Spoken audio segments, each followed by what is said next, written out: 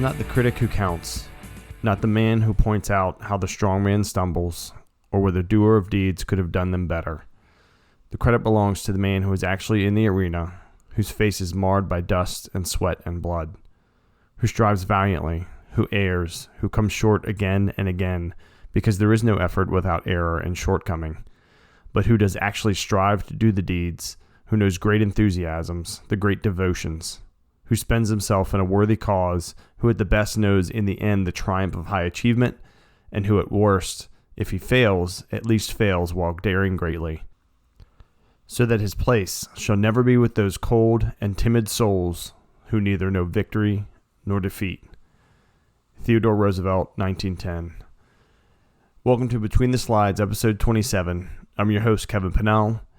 I love that quote. I first saw it when I was watching a documentary on Renzo Gracie, the great Brazilian Jiu-Jitsu practitioner, and I thought, how applicable is that to topics we've covered, in particular the incident command system and incident management teams on this podcast?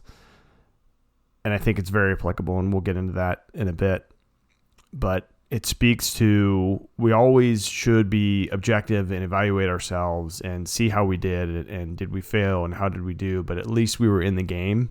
So if you're out there and you're doing your best to apply those incident command system principles or some kind of process, or you're on an incident management team, bravo to you. In between the slides, we're going to focus on the people that we work with, right? Those relationships, our friends, the folks from other departments that we have to reach out to and get along with, folks we don't even know that we show up to help. We're going to focus on processes, right? What are processes we use to make ourselves better, to make our organization better, to make our community better? And what progress have we made? How do we track it? How can we help others make progress, more importantly, through this medium of the podcast? So, Between the Slides, episode 27, a history of the incident command system. So who are the people that brought us the incident command system that we use to this day to help special event planning, barbecues, incident response? You can use it for anything. I've said that in previous episodes. If you haven't listened to some of those where I go over the basics of the incident command system, then more advanced incident management, certainly the first 10 episodes of this podcast will cover those. World War II veterans. So the lineage of the incident command system has a very military kind of feel. So World War II veterans that came home after the war and started working in the Wildland Fire Service, a lot of the principles they brought back helped create what was early called Large Fire Organization, or LFO, right? So how they organize the command and control aspect in particular, which sounds very military, right? And it is. And so, that's an aspect where the wildland firefighters of a long time ago, like in the 60s and 70s, picked up a lot from them. And of course, before that, when they came home in the 40s, but really got some momentum, this ICS in the 70s, and we'll build that out a bit. And a cool side note, and a lot of this information came from various sources that includes a history of ICS from Emergency Management Services International, EMSI, and they got a lot of their information, as they state, through the Journal of Homeland Security and Emergency Management, an article they did called Engineering the Incident Command and Multi-Agency Coordination Systems. From Fire Scope to NIMS, an article in Fire Rescue from August of 2011, and then the Incident Command System in Firehouse Magazine in January of 2011, and then previous Incident Command System trainings. And I was fortunate when I took my O-305, the kind of standard all hazards incident management course in, I think it was 2012-ish, that one of the instructors there was actually in some of the groups we'll talk about that helped start the incident command system in the 70s. So that was great perspective to hear. So learned a lot from there. Side note from the World War II folks. So T-cards, and as a resource unit guy, really that's my strong suit as a planning section chief. If we break out into units, it's kind of typically where I've gone. T-cards that we use, and logistics uses to track. So we use those to track people. Logistics uses them to track stuff. So really they started with tracking stuff from the French military in World War II that tracked the status of their pieces of artillery. So shout out to all you logisticians there that use those T-cards, particularly yellow ones. Typically we did in all hazards for tracking all the stuff that we gave folks and wanted to get back, that we paired with the people tracking that my folks would do in the resource unit.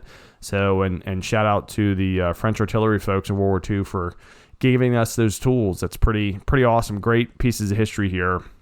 I think, there's a lot of sayings about it. I think especially the folks that are still active incident management teams and out there using ICS a lot, really pays to know the background of where all this stuff comes from. And it's just kind of cool, I think. So incident command system, again, these people that were involved, those veterans brought back stuff from the war, that command and control, and really in earnest, a real effort from some groundbreaking folks, particularly out in California, in 1973 established FireScope. And if you've been around the world, of course, wildland folks know, and all hazards more and more, FireScope is firefighting resources of Southern California organized for potential emergencies. Dang. That is a mouthful. So that's why we say FireScope, essentially. FireScope, there's some great manuals. The staff ride that I mentioned in episode 10 in the Gettysburg Leadership. FireScope, one of the manuals they have was on leadership, and it's really good. It's a little booklet. But the original FireScope crew consisted of California Division of Forestry, the Governor's Office of Emergency Services, the Los Angeles County Fire Department, LA City Fire Department, Ventura County Fire Department, Santa Barbara County, and the U.S. Forest Service in California. So as you can imagine, a lot of fire organizations, because wildfires were pretty bad in the 1970s, 73 time. There were some pretty significant incidents, and fortunately they said, we need to stop showing up and do different things, which sounds kind of familiar in 2019. But again, folks are out there in the arena trying to do it. But very cool that those folks put FireScope together as a way to say, hey, let's work better together. Let's start to kind of formulate some of this. And as the incident command system started to kind of shore up, and we'll get into more of the process, more members, the original FireScope members, of course, used it more. In 1975, the LA Fire Department used incident command to support the Occidental Tower high-rise fire. So for the fire historians out there, not just from the fire side of it, but from an ICS perspective.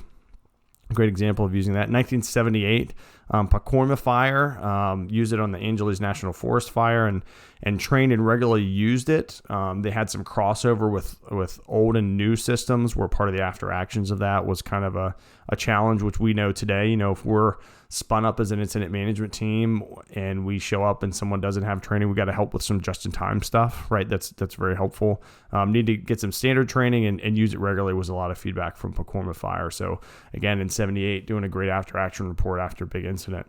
The National Wildfire Coordinating Group had a parallel effort like in the 80s that FireScope did. The big thing that NWCG started doing as a major player in the development of ICS, part of that group of people that helped make a difference, is they wanted a qualification system. And so, getting qualified as a planning section chief or a resource unit leader, a medical unit leader, that leads us all back to NWCG and our training, our early training for my folks and the other folks in Central Virginia in other areas, all directly linked. In fact, my medical unit leader training and task book is a wildfire one. There is not, or there is now. There wasn't at the time an all hazards one. So that's how I was qualified. That's how some of my colleagues were trained and qualified. And special thanks again to the wildland folks that came in and helped us out there. Still in the 80s, so FEMA started, was a major player, of course, with the Emergency Management Institute, EMI. So anybody that wants to, you can take ICS classes or incident management classes, certainly to get qualified. Tons of folks that I know, myself and others included, have gone to EMI up in Emmitsburg, Maryland, to get qualified as train the trainers in the position. So planning, train the trainer, etc. And so great leaps and bounds that FEMA has done with their curriculum and training, and always a fun trip going up there to the command post for sure. Wednesday night karaoke's FYI if you go up there. USNR, so Search and Rescue, incorporated Incident Command System in 89 into their team. So when they go out as teams, they're certainly Incident Command System heavy users. So shout out to the Search and Rescue folks for being early adopters and helping pave the way for us. The Coast Guard, anyone that's in the Incident Management Team world knows the Coast Guard is a super heavy user. They have some of the best references. Go on Google, look at Coast Guard planning Ps, look at Coast Guard ICS or IMT manual. I forget the exact name of it, but awesome resources, great pocket resources, all sorts of things. Great to work with. We worked with them at the vice presidential debate.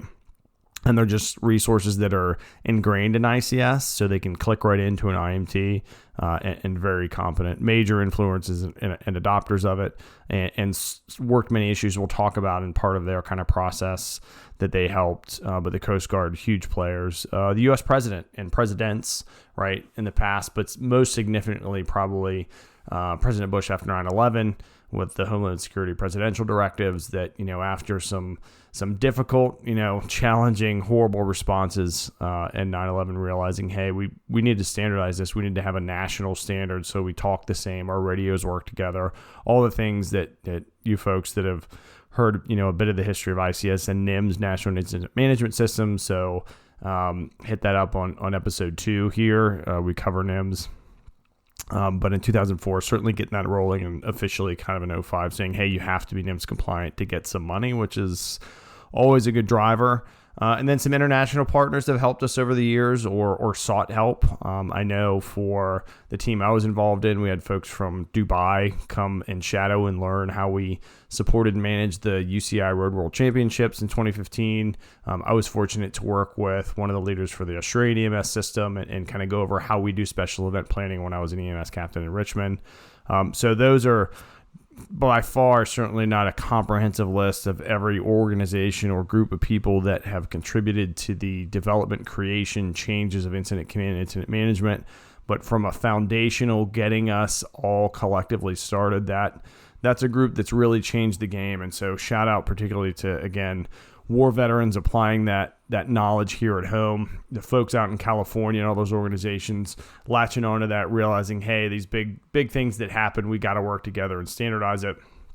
And then the other organizations along the way helping us shore that up, from FEMA to the NWCG and getting us qualified and making that stuff happen. So those are a lot of the major people that influence the development of an incident command system that helps us be safer and have better response and all those things. And the process, getting into that, initially, the focus was ICS and Multi-Agency Coordinating System, or MACS, right? Those both still exist today, so something went pretty right.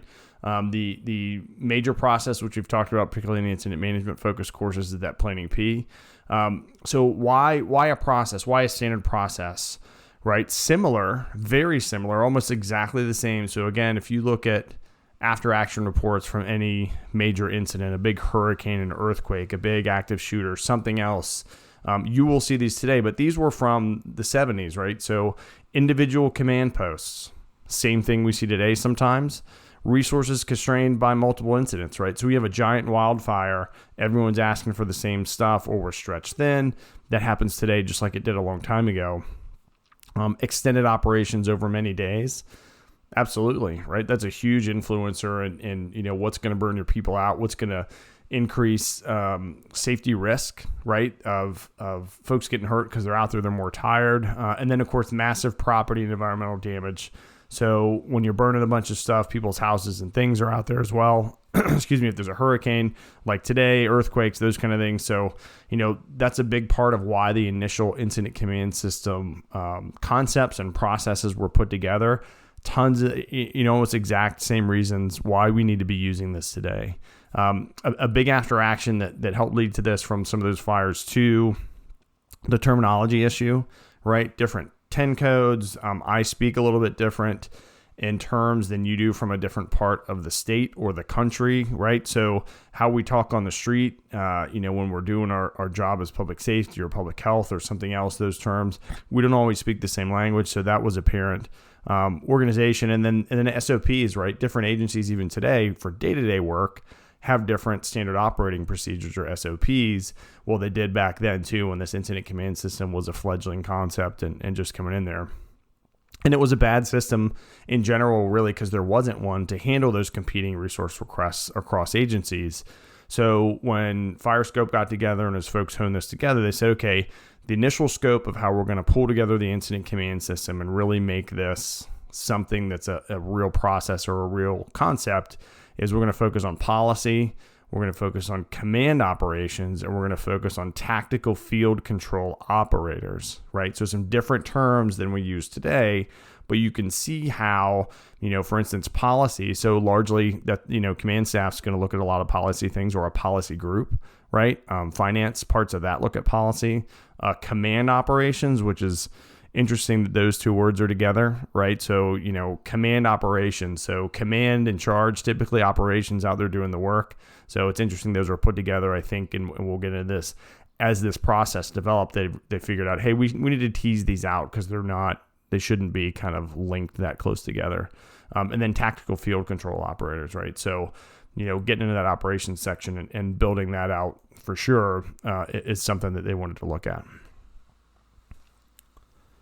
So we're getting into the incident command system. It was very focused, as we said, on wildland fire, right? There's still a bit of a stretch, but a lot of crossover. Again, fortunate with the mentors I had, the team I was on, that we have great relationships with folks that are, type 1 incident commanders. That's the biggest kind of team doing wildland stuff. And a lot of our folks cross-trained out there because talking about big scope. But it started shifting to all hazards, right? And then in 1974, this process that was used to be called Field Command Operations System. That's what ICS was called originally in 74, which is coincidentally the year I was born, and I'm such a big ICS nerd, so thinking not so much of a coincidence. Anyway, that's when the name Incident Command System was started, right? And so had that huge wildland focus. That's where it came from. That's where the folks in California took those lessons learned from the World War II veterans, applied them to those big fires burning out there. The original org chart at the time when it was brought together was officers, right? So pretty standard kind of same thing, those command staff, those public information, liaison, safety officers. But then also there was a kind of an open placeholder for others as needed direct to the incident commander. So that's not in the kind of the standard org chart you would put, but that's always open for, again, we like working the process. We definitely want to use the terms, but we're also dynamic. So that original still applies. If I have a technical specialist or some, high ranking or just policy person that can keep me out of trouble, I might just have them report directly to me, not be somewhere else. So, a lot of good forward thinking there in the original officers, air quote, kind of section. This is where you can definitely see a very wildland focus. Originally, there was a suppression and rescue section, right? And that's what evolved into operations. But that's probably one of the most obvious, wildland to all risk, all hazard evolutions is the suppression to rescue operations. The planning section certainly exists, was considered very important, no doubt. As a planning section guy myself, I'm a little biased there. Very big emphasis, and one of my buddies who's going to be on the podcast here in the near future is a sit unit guru, is there was huge emphasis on the situation unit, right? Because it was still wildland focused, so you're still looking at what's all the weather conditions, what's the big maps, what's the status of the fire, and all those kind of focuses. And again, I'm heavy on the all hazards, so pardon me if I'm not putting more wildland kind of terminology in there, but heavy emphasis on the situation unit, which thought it was the most important, which I agree from a fire standpoint. Putting my resource unit hat on, nowadays I would say resources right up there, if not more, because remember that's where we're tracking our people. But originally it was planning with a very big focus on situation unit stuff. Logistics, mostly unchanged, but interestingly, the documentation unit used to be in logistics in the original setup, and then they moved it to planning.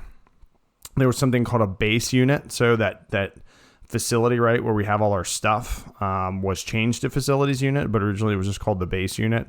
And then an air support unit, which is what was in logistics, was called the air operations, and then of course that's moved to the operations section, but originally that was a logistics section function. And then developed further into that, those service and support branches, and added communications unit in the food unit, right? That food unit's critical. Everybody's got to eat. Finance section had an injury compensation unit and a claims unit.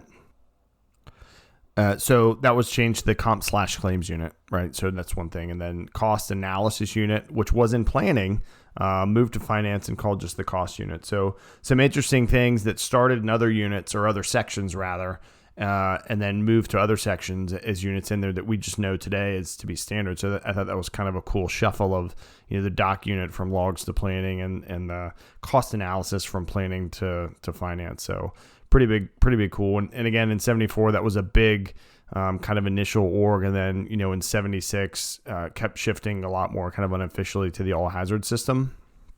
So Process-wise, very similar, very basic to, hey, let's have some folks doing these command staff functions. Let's have these kind of sections focusing on these different areas. And the all hazards kind of planning process is not quite born at this time, but it's getting, that strong framework of a structure, right? So I've spoken to those foundational 4 things of teams, regardless of whether it's incident management, project management, a home project, whatever you're going to do, of having those objectives, of having one org chart for everybody that's on it, one organization, one set of resources we're coordinating together, or we're coordinating all our resources together, and then we're communicating. So you can see a lot of those things in the early incident command system processes and structures. So how did the early adopters, how have we then made progress based on the work that the people have done early on, and based on the original processes as they've evolved? Well, in the 70s, standardized terminology and the overall structure, right? So we just spoke to that. So overall, that's huge. So that's the wire framework that the org of ICS was built off of. So that's huge progress to say, hey, everyone, we're going to start using this stuff. And then as it went along in the 80s, FEMA made it curriculum, like I mentioned, and then National Fire Academy kind of standards. Very cutting edge for the time. And we did an episode in episode 7 with Mike Snodder about law enforcement even now, and is growing more and more. We can see why, because earlier it was a requirement for fire departments to use ICS, not so much police departments or sheriff's departments. Well, in 1986, San Bernardino County Sheriff blazed the ICS trail big time for making part of their California Police Standards and Training Commission, or post-training, ICS. So saying, hey, this is going to be part of our training. And that was in 86. That's awesome and very progressive, right? And very interesting if you've been around a little bit or taught ICS in different places. You see huge variation in not just law enforcement, but we're talking about them now in the adoption or use or lack of use. And again, in episode 7 with Mike Snodder, he speaks to kind of why that has been, or why he's seen that happen. So Bravo Zulu, great job, San Bernardino County Sheriff of the 1980s.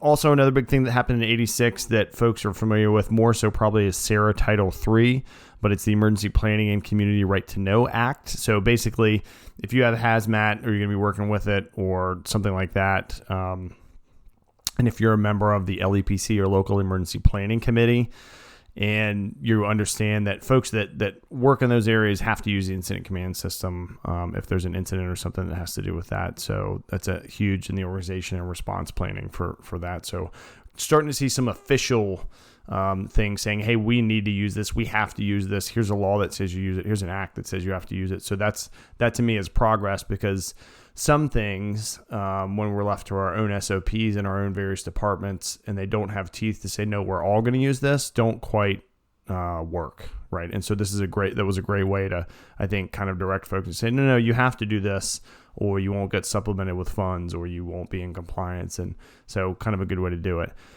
In the 90s, those Type 1 wildland incident management teams. So just a quick review, a Type 1 incident is the biggest incident, like a 9/11, thousands and thousands of square miles fire that we see out west a lot. And a Type 5, and that's the scale, is like a traffic stop. I was on a Type 3 team, or a regional team. So again, the team size speaks a bit to what they can do. I know some Type 3 folks that do some Type 1 work all the time, both on a team, but even if they haven't been to a Type 1 team or not. So, but that's the scale of it. But wildland IMTs really started to go to non-wildfire incidents like hurricane support in Florida and other places like that, and really showing the value early on. The Coast Guard, again, huge adopters in 91. They managed a vessel collision in Puget Sound with it, using an incident command system. The first time the ICS planning process was used, or at least according to those sources I mentioned, was to coordinate a major incident response for Hurricane Iniki in Hawaii. So that's pretty neat. That was in 92. And in the same year, the National Fire Protection Agency, NFPA 1500, required the fire departments to use ICS. So again, there's another incentive to say, hey, all your folks are going to be trained, and here's the standard, and you have to use it on incidents. And so I know I've seen coming up through the incident management teams, and others have, the fire departments typically leading the way because it's ingrained more, and a lot of other progressive police departments being on board, and public health departments and other stuff like that. So that's pretty neat to see. In 96, the Coast Guard themselves said, hey, if we're responding to any hazardous material stuff, you have to use ICS. And then by 98, they said, hey, we're using it for everything. So again, the Coast Guard leading the way and adopting this incident command system and making that progress to be more efficient, be safer, and just, save money, save lives even. So in the 2000s, the most notable that I know of, and I know my colleagues do, and folks in incident management. So September 11th, of course, huge event. It was an opportunity that was kind of a watershed moment, particularly for the folks in New York. And I know some fire department in New York folks and police folks and the Central Virginia team has a great relationship with them, where that's where they realized the power of the incident command system and incident management teams, because Type 1 wildland incident management team members were requested and showed up and helped the first responders that were there dealing with this devastation of their people, of their city, of just all the horribleness of that act, and helped them work the pile, which in itself is just, a horrible thing. But what they did is they helped them organize all that, right? So they helped use the planning process and break up the work and coordinate resources and help everybody communicate with. And testimonials from FDNY guys that are huge proponents and go around teaching and doing this stuff is that was the moment where they went, holy smokes, what is this? This works great. We need to do it. And the FDNY has a Type 2 incident management team. They do great things, both not just where they are, but nationally and internationally, and training and helping other folks. And we have a great, when I was on the Central Virginia team, great relationship with them. And I'm going to try and get one of those folks that I took a class from and know a little bit on the show. But that was really credited with showing the agencies in New York the value of it. In 2004, right as we did after actions from those acts, and Homeland Security Presidential Directive 5 said, hey, okay, we're going to have one incident management system for the country, because, again, everyone came to do what they could, both at the Pentagon and in Pennsylvania and in New York, and try and talk to each other, particularly in New York and the Pentagon. And both technically radios didn't talk to each other. Some had 10 codes, some didn't. All the different issues. So at least then in 04, we said, hey, we're going to do it. And in 05, it said, okay, you have to be NIMS compliant before we're going to cut you a check for any federal funds. So that, again, leads to that incentive-driven progress. And that was a huge watershed moment for the incident command and incident management team communities. So since the original official, everyone has to use NIMS for incentives through today, there's been other presidential directives, there's been other changes, updates to NIMS in 2017.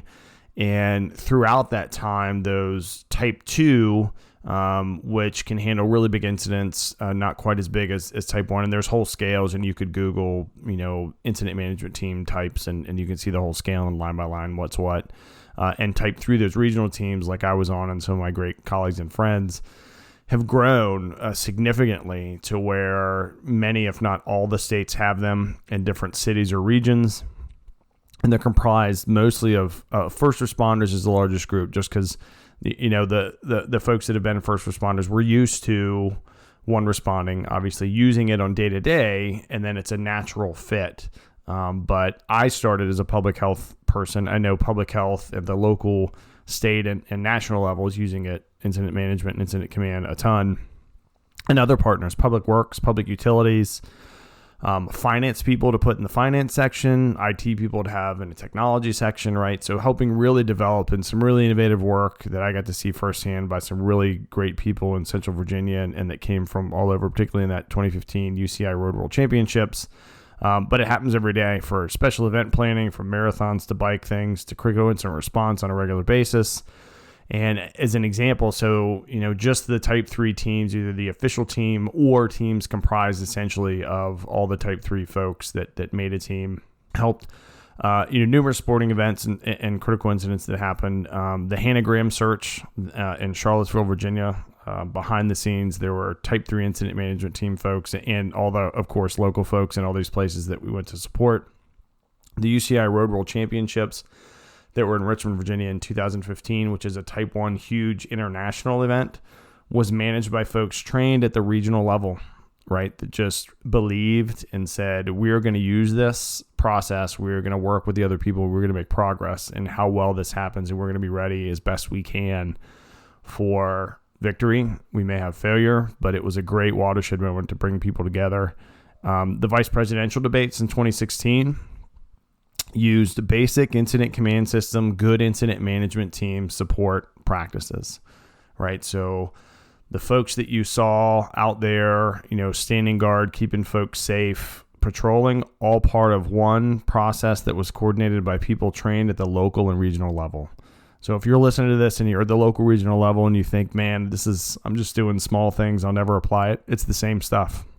So keep plugging, keep using it, and no doubt you'll be involved in other things. The 2017, 2018 protests that happened in Charlottesville, Virginia, involved there, right? Same processes. And the quote I read at the beginning, certainly those apply. Folks were out there doing the best they could, doing everything they could. And there's sometimes where you just can't predict everything's going to happen. But what you can do is plan for it, contingency plan for it, which reduces time, which can save lives.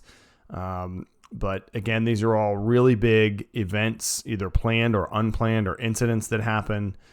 Use some of those principles for shootings of our own people.